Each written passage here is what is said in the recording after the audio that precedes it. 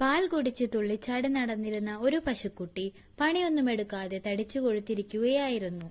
ഓടിച്ചാടി നടക്കുന്നതിനിടയിലാണ് അടുത്ത വീട്ടിലെ കാളയെ കലപ്പ വലിപ്പിക്കുന്നത് അവൾ കാണുന്നത്. ഭാരം വലിച്ച് പാവം കാള തളർന്നിരുന്നു. ആ കാളയെ കണ്ടപ്പോൾ പശുക്കുട്ടി പറഞ്ഞു, ഹോ, എന്തൊരു ജീവിതം!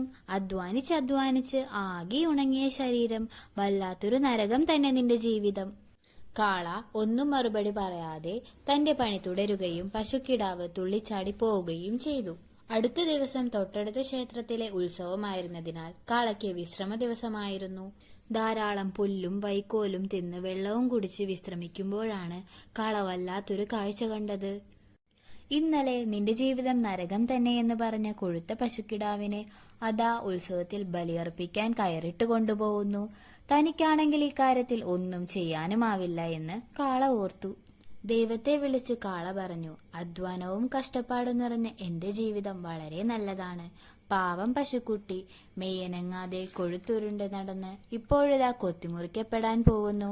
അധ്വാനിക്കാതെ ചീർത്തിരുന്ന് ഇങ്ങനെ ബലിയാടാവുന്നതിലും എത്രയോ ഭേദമാണ് കഠിനാധ്വാനം ചെയ്ത് കഷ്ടപ്പാടുകൾ സഹിച്ചുകൊണ്ടുള്ള ജീവിതം.